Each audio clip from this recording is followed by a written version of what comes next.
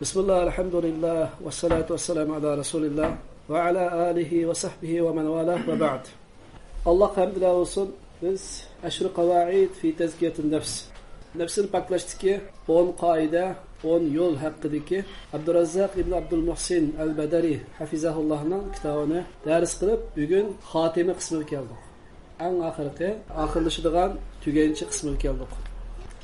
Demek bugünkü dersimizde umumi nefsini paklaştığınki yolları hakkında bir hulasa oturup koyuldu. Abdur muallif deydi ve ba'da ma taqaddama min bayan hazihi'l qawa'id allati tu'inu al-'abda ala tezkiyeti nefsihi ve tathhiriha zahra bi cela'i hacetun nefs ila al-muhasibati ma damat fi daril muhlati vel-'amal. İlgili kitabımızda bayan kılgan nefsini paklaş, o nefsini her xil günah meysetlerden, kırpasmaklardan tazalaş da bendigi yardım kılıdığan kaidelerini bayan kılgandın şu narsa oturgu çıkıdı ki bende kaçanı iken, yani insan kaçanı iken mühlet ve amel dünyasıda, yani bu hayatı dünyada buludu iken kıyamet günü Allah subhanahu wa ta'ala'nın adı hesap verişte ilgili öz nefsiden hesap verip duruşka acıtı bağlıkı, ihtiyacı bağlık oturgu çıkıdı deydi. Demek ilgili sözlügen parça nefsini paklaştırma yollarıdır. Bendenin bu hayatı dünyadalam nefsi can tendeli buludu iken öz nefsinden her vakit hesap verip duruşka ihtiyacının bağlık oturgu çıkıdı. Öz nefsiden hesap verişte ihtiyacı doğrudur. Ama köplügen insanlar öz nefsini ıslah kılışka sel qarıdı. Mana bu o kişininki özünü halak kılışının sebebi bulup kaldı. Köplügen insanlar buna da gafil kaldı. Yani öz nefsini hesap almay, öz nefsini ıslah kılmay bu halaketki sebep oldu. O kişininki günah fetip ketişige, şeytanın kul oluşuga sebep oldu demek. Selef salihler qaraydigan bolsak, yani sahabelerge, tabiillaga, etbaot tabiillaga qaraydigan bolsak, mana bularning öz nefsidan hesap ep turishning, onu ıslah kılışning zörürlükini, insanlarga esletkenlikini, insanlarga bu vaqtda vaziyat qilganligini göremiz. Yani vaqt ötüp ketişte ilgiri, ölümning ta'mini tetip kelishte ilgiri, malakul maut, ölüm periştisi kelishte ilgiri, öz nefsidan hesap ep turush, onu ıslah qilishning zörürlükini salaf salihlar insanlarga esletken ve ularga bu vaqtda vaziyatlarni qilgan deymiz. Demek salaf salihlarning hayotida qarasak biz bunu bayqaymiz demek. Bu kitabımızın ahırida mana şu babda, yani öz nefsinden hesap ediş, nefsini ıslah kılış hakkında ana şu selef salihlardan kelgan bazı nasihatlarni, bazı vasiyatlarni naql qilish şu yaxshi bir güzel sanıldı dedi. Mana bu selef salihlarning beshida turadigan kishilar Raşid bo'lgan 4 xalifa, Xulafai Raşidullah. Yani bu Xulafai Raşidullarning öz nefsinden hesap ediş, nefsini ıslah kılış hakkındaki insanlar kılgan nasihatlarni avval bayan qilib o'taman demoqchi. قال الخليفة الراشد أبو بكر الصديق رضي الله عنه اعلموا عباد الله أنكم تغدون وتروحون في أجل قد غيب عنكم علمه فإن استطعتم أن تنقضي الآجال وأنتم في عمل الله فافعلوا إلى آخر القول. Halifatur Raşid, yani doğru yolda bo'lgan halife Abu Bekr Siddiq radhiyallahu anhu bu öz nefsini hesap ediş, nefsini ıslah qilish haqida shundoq degan edi. Ey Allah'ın bendeleri, bilinglar ki hakikaten sizler onun ilmi sizlarga g'ayb bo'lgan, yani onun ilmi sizlarga bildirilmagan, yo'shirin bo'lgan bir vaqt ichida tanatqizyapsizlar, kesh qilyapsizlar. Yani vaqtinglarni, hayotinglarni bu vaqtki ilm sizlarga g'ayb bo'lgan bir ajal ichida, muddat ichida vaqtinglarni o'tkazyapsizlar. Agar sizlar Allah Teala'nın başkuruş dairesinde, yani kukulanglar Allah'ın kolundaki aletler, dünyadaki aletlerle burada dikensizler, bu müddetke iyi oluşa kadir bularsanlar, kine sizler şunu qilib beqinglar, Allah'ın iznisiz sizler bu müddetke iyi olanmaysizlar, kadirlanmaysizlar. Kadir olaman deb qilib beqinglar, ama bunun kadirlanmaysizlar. Şu sizler Allah bergen müddet içinde özara musabaqa qilishinglar. Yani yaxshi ishlarda musabaqa qilishinglar. Nimede ilgili? Ecelinler toşuştu ilgili. Eğer onda kılmaydı ekansizler, sizlerinin amellerinizin en yamanlarına duçar olasizlar. Kıyamet günü yani bular hakkında sizler hesap verirsizler. Hakikaten şundak bir kavimler öttiğikin, ular özününki hayatı vaktini özünün gayri üçün sarf kıldı. Özünü unutup gelişti. u degani yoki shaytonga alolab shu shaytonning keyindi judi yoki insonlarni iloh qilib olib shu insonlar uchun vaqtini o'tkazdi, hayotini sarf qildi, ammo o'zini unutib qoldi. Alloh taolo sizlarning ularga o'xshash bo'lishinglarni chekladi, to'sdi. Shunga buningga oldiranglar. Ya'ni o'z nafsidan hisob oladigan, mushu sizlarga berilgan muddatda yaxshi amallarni qilishga oldiranglar. Shunda qilsanglar najot qozonasizlar. Sizlarning keyninglardan tez iz qo'g'lig'uvchi bir narsa bor. Uning sur'ati g'oyat tez. Uni tez o'tib turdi. U bo'lsin o'lim deydi. Ya'ni o'lim sizlarni qo'g'lab kelyotdi. Alqonlardan sayi o'xshash o'lim sizlarga egishib kelyotdi demoqchi. Abu Bakr Siddiq radhiyallohu anhuning so'zi mishada oxirlashdi. Yuqorqi so'zlarni xuloslasak, Alloh taolo bergan shu umr muddat ichida o'z nafsinglarni hisob qilinglar, o'zinglarni unutib qolmanglar, o'zinglarning yugunni shaytonga va yoki boshqalar tutqizib qo'ymanglar. Har vaqt soydek egishib yuradigan bu o'limni unutib qolmanglar demoqchi. Nafsini paklashga buning foydasi bor demoqchi. Va yaqulul xalifatu sani Umar ibn al-Xattob radhiyallohu anhu, ikkinchi adil Rashid xalifa bo'lgan Umar ibn Xattob radhiyallohu anhu bu o'z nafsini hisob qilish, nafsini paklash haqida shunday degan edi. Hasibu anfusakum qabla an tuhasabu wazinu anfusakum qabla an tu'zanu wa tazayyanu lil 'araz al-akbar yawma tu'razuna la takhfa minkum khafiya. Sizlar hisob qilinib qilishdan ilgari, ya'ni Alloh tarafidan, malaik farishtalar tarafidan hisob qilinishdan ilgari o'z nafsinglarni o'zinglar hisob qilinglar. Yani ahiret hesap kılınışta ilgili ama dünyadalar özanlardan hesap edinler. Ve kıyamet günü sizlerinin tartılıp kılınışınlarda ilgili dünyada özanlarını bir tartıp yakınlar deydi. Tarazı sep yakınlar. Ve sizlerden hiç kandak bir neyse yoşurunup mehbi kalmaydıgan kattı, eğirçilik günü olan kıyamet günü için zinnetlenirler. Yaxşı amel arkalık özanlarını zinnetlenirler demekçi de Ömer ibn Xattab raziyallahu anh'ın sözü bir yetüydü. Yukarıki Ömer ibn Xattab radhiyallahu anhu bilan oldingi Abu Bakr Siddiq radhiyallahu anhuning so'zlari Ibn Abi Shaybaning Al-Musannaf degan kitobini ilg'an ekan. Va yaqulu al-xalifatu salis Usmon ibn Affon radhiyallahu anhu, 3-chi xalifa bo'lgan Usmon ibn Affon radhiyallahu anhu deydi-ki, Ibn Adam, ey Adam bolasi, i'lam anna malakal maut allazi wukkila bik lam yazil yukhlifuka va yatakhatta ila ghayrik muz anta fid dunya. Ey Adam bolasi, şunu bilginki hakikaten ölüm periştisi, yani Azrail, melekul mevt, ölüm periştisi sana vekil kılındı. Senin cinan alıdığına mesul kılındı. Sana vekil kılıngan, cinan eliş için mesul kılıngan bu ölüm periştisi, sen hayatı dünyada bulurken sen, emişe seni kaldırıp koyup, senden ötüp gidip, başkaları kitip atıdı deydi. Goya o, seni kaldırıp koyduğundaki başkaları ötüp gidip vardı, ama sen hem onun nişanı. Ama ya dünyada olsak ölüm perisi kemmigendi ki yenimizdeki adamlar öyle kutidi bezdi. Göz aldığımızda can meydanlarında bulapmaya aldığımız kitaba sebdişimiz bok kötü düşürdü. Veya şehir hayatı demiş o. Maşinde 3 kişi otaran bulsak yenimizdeki adamlar maşin hadiselerinden vefat tapıdı biz sakkalımız. Demek xuddi melekul mevt bizden ötep gidip yenimizdeki adamlarını başkalarına cinni yalavatkandık. Ameliyette devatıdı. Sen mi şu melekul mevtinin bir nişanı sen? Sende mi onun maksıdı var demek. Fahuz hizrek. İhtiyatını çın tut. وَاسْتَعِدَّ لَهُ. Sen o ölüm için yaki şu melekul mevt için tayarlık kılın. وَلَا تَغْفَلْ. Gaflet kalmagın. فَاِنَّهُ لَا يَغْفَلُ عَنْكِ. O melekul mevt senden herkes gafil kalmaydı. Hayat dünyada senden öte gitip bir yenilik sebdaşlarına cinleri vatkanda kıgan bile ama senden herkes gafil emez. Hiç unutup kalmaydı demek. Ama vaktan toşmadı şu vecdir sen bir mezgil yaşaysa demek. وَعْلَمْ İbn Adem. Yani bilgin ki ya adam barısı in غَفَلْتَ عَنْ نَفْسِكَ وَلَمْ تَسْتَعِدَّ لَهَا لَمْ يَسْتَعِدَّ لَهَا غَيْرُكَ وَلَا بُدَّ مِنْ لِقَاءِ اللّٰهِ عَزَّ وَجَلَّ فَخُذْ لِنَفْسِكَ وَلَا تَكِلْهَا إِلَى غَيْرِكَ. Yana Osman ibn Affan radhiyallahu anhu sözünü devam kılıp deydi ki, bilgin ey adam balası, eğer sen öz nefsin hakkında gaflet kalsan, oyun tamaşığı berilip, şu dünyavi hayatga aldanıp, öz nefsin hakkında gaflet kalsan ve o ölüm için ya ki şu melekul mevt'nin kelişi için sen hiç qanday tayarlık kılmasan, senin gayrin onun tayarlık kılmaydı. Yani senden başkalar sen için tayarlık koymaydı. Ne ata-anan, ne ayalan, ne balların sen için tayarlık koymaydı. Aksice, hemisi özünün hali bilen. Kıyamet günü tek kaçıdı. يَوْمَ يَفِرُّ الْمَرْءُ مِنْ أَخِيهِ وَأُمِّهِ وَأَبِيهِ وَسَاحِبَتِهِ وَبَنِيهِ diye ayet şunu ispatlaydı. Ayal, bala, ata, ana hemisi kaçıdığın günü. Dünyada hem sen öz nefsinden gafil kalsan, onun için tayarlık kılmasan, başkalar senin için tayarlık koymaydı. Allah Azze ve Celle ile uçuruşuş, o hakikat. Şunun için öz nefsine ilgi olun. Onu sen başkalara taşlap verme. Yani şeytanı taşlap berme, şeytanның qoşunu olan insanları taşlap berme, özəng igi olun. Özəngnin nefsi özəng igi olun. Nefsinin jügününü şeytan tutkuzub koydu, palançı tutkuzub koydu deyimiz.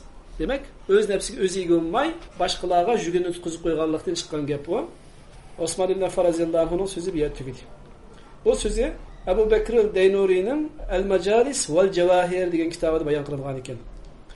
Yuqorqi Osman ibn Affan radhiyallahu anhu'nun sözü ham öz nefsidan hesap etib turish, nefsini isloh qilish, nefsiga ega bo'lish, malakul mevt o'lim farishtasi kelishdan ilgari buni tayyorlik qilish, o'lim farishtasi hargizmi g'ofil qolmaydiganligini, xuddi o'tib ketib qolgandek, qoldirib qo'yayotgandek bo'lgan bilan hamini bu kuni o'lim farishtadan keldiganligi, o'lim farishtaси kelishdan ilgari mana bunga tayyorlik qilishning lozimligi, o'z nefsiga o'zi ega bo'lish, boshqalarga uning yugini tutqizib qo'ymaslikning lozim ekanligini o'tirib qo'yapti.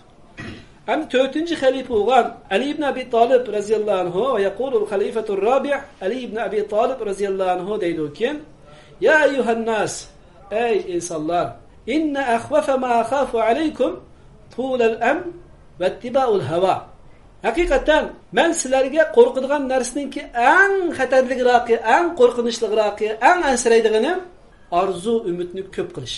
Oxir chiqmaydigan arzularni ko'p qilish ve havoyi havasga ergish. Mana mushuningdan men sizlarga bek ansirayman deb o'zining xutbasida shunday so'zlagan ekan. Keyin deydi: "Fa amma tulul am fayunsil akhirah." Amma arzu armanni uzun qilish kelsak, bu oxiratni unuttirib qo'ydi. Oxiratni unuttirib qo'ydi. Chunki arzu arman dunyoga aloqador arzu arman. Mashinaga aloqador, uyga aloqador, xotinga aloqador, kiyim-kechakka aloqador, yemek-ichmakka aloqador, farzandga aloqador, do'st-yaronlarga aloqador, sayohatga aloqador va hokazo. Kallasını bütünley dünya arzu armanlar, dünya gamları çırmayan kişiye qanday ahiretinin g'imi kirgan bir boşluk olsun, fırsat olsun. Demek dünyayı arzu armanlarını köp qilish deydi Ali raziyallahu anhu. Ahiretni unutulurdu. Endi salih, yaxshi arzu armanlar olsun meyli. Ümmet bir xarlıqdan qutulsa. Peygamber menheci asasındaki xilafet dünya kelsa. Müslüman İslam ümmeti hürlükke erişse. Şarkı Türkistan zeminimiz tacavuzchi zalim kafir Xitoylarning qo'lidan bir kuni qutulsa, tavhid bayrog'i zaminga tiklansa, vatanimizda lapildisa, takbir sadolari bilan vatanimizga bir kuni kirsak degandek bu arzu armonlar yaxshi yana. Va bu vaqt duolarni qilish, bu vaqt planlarni tuzish yaxshi. Ammo bu yerlik gap nima? U emas. Yuqorida degandek, vaqtlik dunyoning mata manfaatlari haqida ko'p arzu armonlarni qilish. Bu oxiratni unutuldirdi. وأما اتباع الهوى فيضل عن الحق. Amda havaya hevesga ergish olsa, o haqdan seni azdırıp qo'ydi, tiyildirib qo'ydi dedi. Ikki narsaga vasiyat qildi Ali ibn Abi Talib radhiyallahu anhu. Arzu armanni uzun qilib o'tish va havaya hevesga ergish. Bütün narsalardan bekrak shu ikki narsani sizlarga andish qilaman, ansirayman degan edi. Sözün davomlashtirib Ali radhiyallahu anhu shunday deydi ekan: "Ala inna ad-dunya qad wallat mudbiratan wal akhiratu muqbilatun." وَلِكُلِّ وَاحِدٍ مِّنْهُمَا بَنُونَ فَكُونُوا مِنْ أَبْنَاءِ الْآخِرَةِ وَلَا تَكُونُوا مِنْ أَبْنَاءِ الدُّنْيَا. Şunda hikmet sözde Kur'an. Ali radhiyallahu anhu hikmet sahibi olan. Pek parasetlik, akıllık, zeki kişi olan. Takvadar Resulullah'ınki kuyuğlu. Cennetten bişaret verilgen 10 kişinin birisi. Hatta Şialar, Sünniler hemmeden yaxşı gördüğün kişi. Bunda diğerlikimiz Abu Bekir radhiyallahu anhu'da, Osman radhiyallahu anhu'da, Ömer radhiyallahu anhu'da takva diğerlikimiz emez. Ali radhiyallahu anhu kelganda Allah subhanahu va taolo ashuna fitnalardan saqlab qolgan ekan. Mana bu sahabi sözünün axir deydi ekan, "Bilinglarkin ey insonlar, dunyo bo'lsa u yuz yuriydi, orqasini qiladi.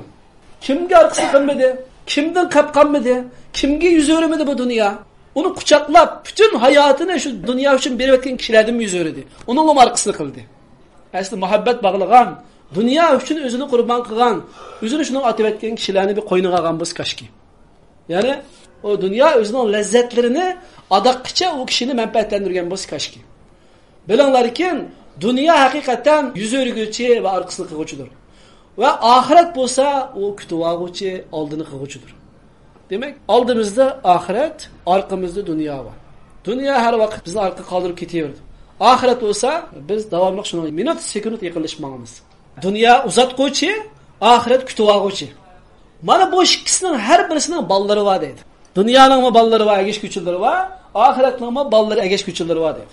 Oxiratning ballarining qatoridan bo'lgan, ya'ni oxiratning agish kuchilaridan bo'lgan. Sen dünya ballarından bolmagan. Dünya muhabbet bağlaydigan, dünya özünü atagan kişilerden bolmagan. Fe innel yevm amelun ve la hisabun. Bugün bolsa, bu dünyadaki bu günün bolsa hesap vermeydigan ama amel kıldigan gün. Yani amel var, hesap yok. Ve gaden hisabun ve la amelun. Ertesi. Yani gaden kıyametten maksat. Kıyamet bolsa, ahiret bolsa onun da hesap var, amel yok. Can tenden ayrıldı mı fırsat yok. Ali radıyallahu anh'ın sözü bir yerde ahırlaştı. Hoş. Ne mi demekçi? Öz nefsinden hesap yaptı. Dünyaya muhabbet bağlama. Ahiretini insandan çıkarma. Dünyanın kulunma. Ahiretki yüzlengücü bol. Arzu armanını köp kılma. Sana ahiretini unutuldurdu. Havaya hevesке geçme. Seni haktin bırak koydu. Toğurdun tiyildirip koydu. Demekçi.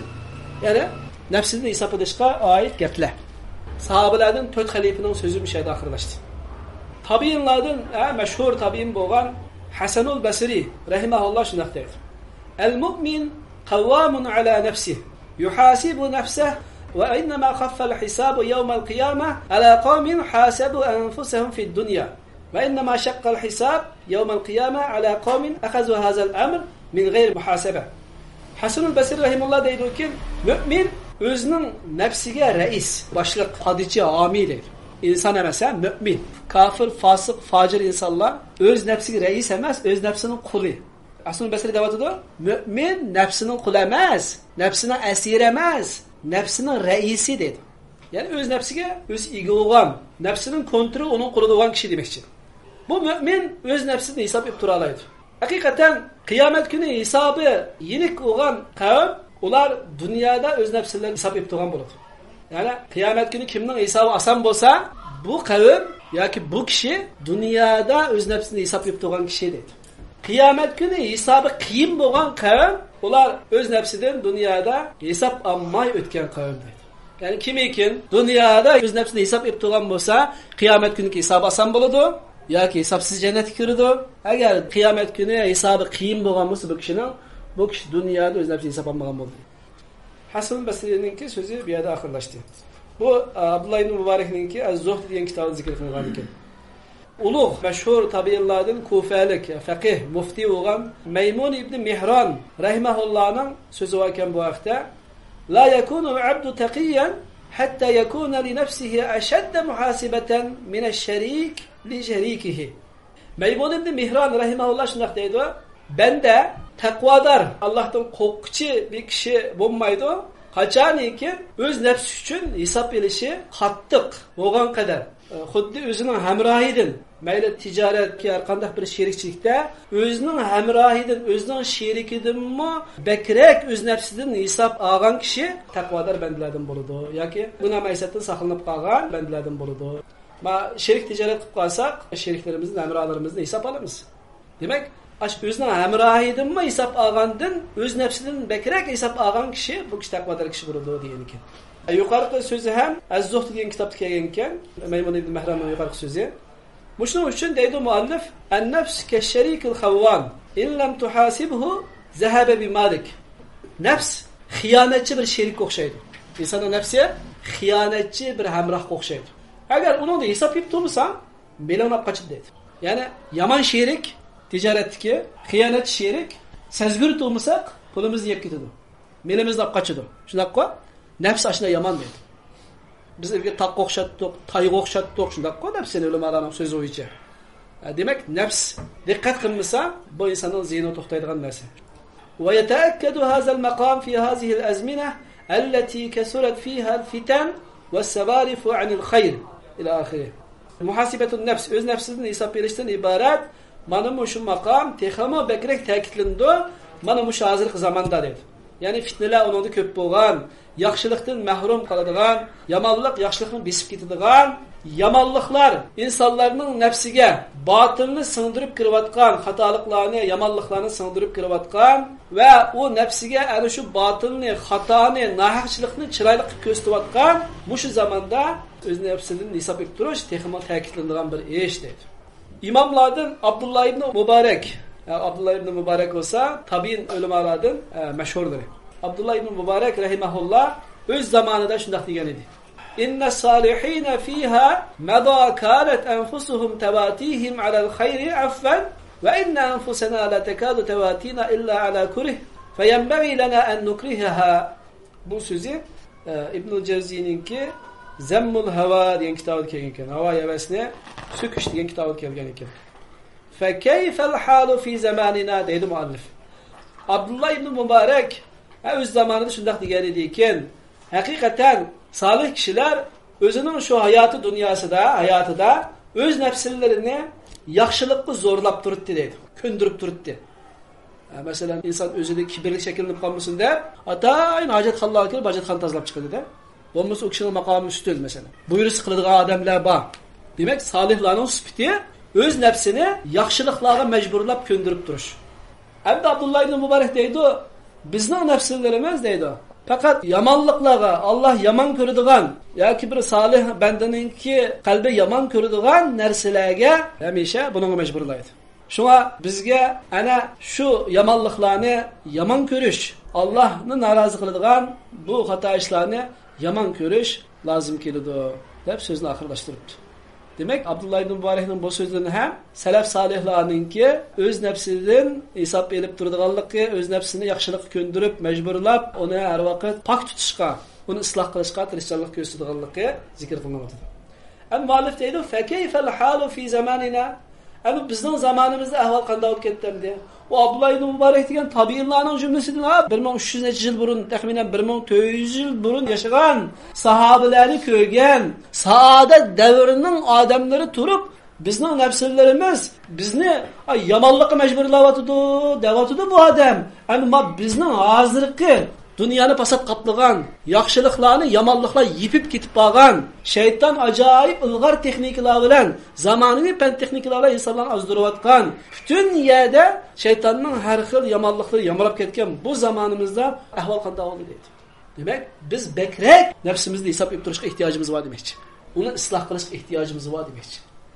Bu iblisning ağzı qurup qo'ygan tozaqlarga tushmay saqlanadigan insonlar bek az Allah rahim qilgan bandalar.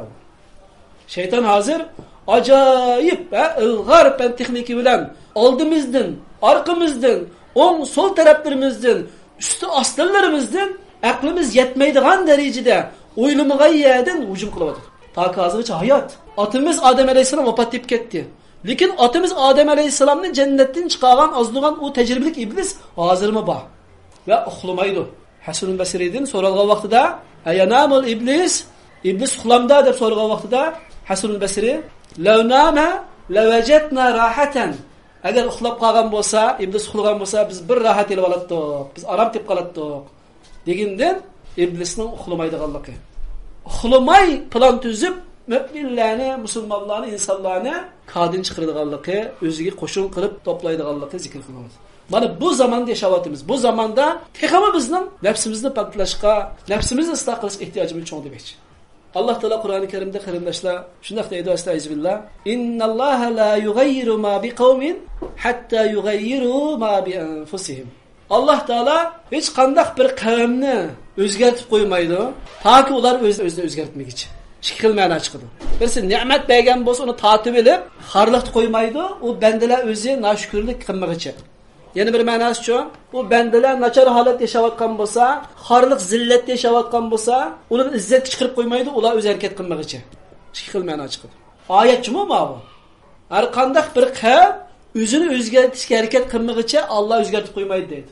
Ondan ekan, har qavm shaxslardan tashkil topadi. Har shaxs o'zining qalbini, nafsini o'zgartmoqchi, Alloh o'zgartirib qo'ymaydi. Demak, o'zimizga bog'liq narsa. Oxirida duo qilamiz. Kitob shuni ola oxirida shudir. نسأل الله تعالى بأسمائه الحسنى وصفاته العليا أن يصلح لنا ديننا الذي هو عصمة أمرنا وأن يصلح لنا دنيانا التي فيها معاشنا وأن يصلح لنا آخرتنا التي فيها معادنا وأن يجعل الحياة زيادة لنا في كل خير والموت راحة لنا من كل شر. Allah Teala'dan onun güzel isimleri bilen ve âli sıfatları bilen şunu sorayımız ki Allah Teala bizning bütün işlerimizin asası olan bu dinimizni ıslah qilib bergay. Amin. Ve Allah Teala'dan onun güzel isimleri ve âli sıfatları bilen yani şunu sorayımız ki hayatımız, yaşımız, onun da boğan dünyamızı Allah Teala ıslah qilib bergay. va yana Alloh taolo bizning qaytib boradigan, to'xtaydigan joyimiz bo'lgan oxiratimizni isloh qilib bergay. Va Alloh taolo mana bu hayoti dunyoda bizga barcha yaxshiliklarni ziyoda qilib bergay. Va Alloh taolo har qanday bir yomonlikni tugutadigan o'limni bizga rohatlik o'lim qilib bergay. Ey Alloh, bizning nafslarimizga taqvolikni ato qilgin. Ey Alloh, sen bizning nafsimizni paklab bergin. Nafsimizni isloh qilib bergin. Chunki sen o nafsining egisi va uning boshqaruvchisi. Va sallallohu ala nabiyina Muhammad va ala alihi va sahbihi va sallam. Allohning rahmati bilan kitobimiz oxirlashdi. Allah subhanahu wa ta'ala bu kitabimizdeki barcha ilimlarni, kelgan oyat, hadislarni va salaf solihlarning so'zlarini qalbimizga yerlashtirib bersin. Allah subhanahu wa ta'ala mana shu kitobda o'rganganlarimizga amal qilishga bizni nasib qilsin. Allah subhanahu wa ta'ala bu kitobda biz o'rganib o'tgan nafsini poklashning 10 yo'li orqali bizga berilgan omonat bo'lgan bu nafsimizni poklashga nasib qilsin. Amin. Şu arqılıq Allah Teala dünyanın xarlıqıdan, ahiretninki azabidan bizni saqlab qalğay. Subhanakallahumma ve bihamdik, neşhadu en la ilaha illa ent, nestağfiruke ve netubu ileyk. Ve ahiru da'wana elhamdülillahi rabbil alamin.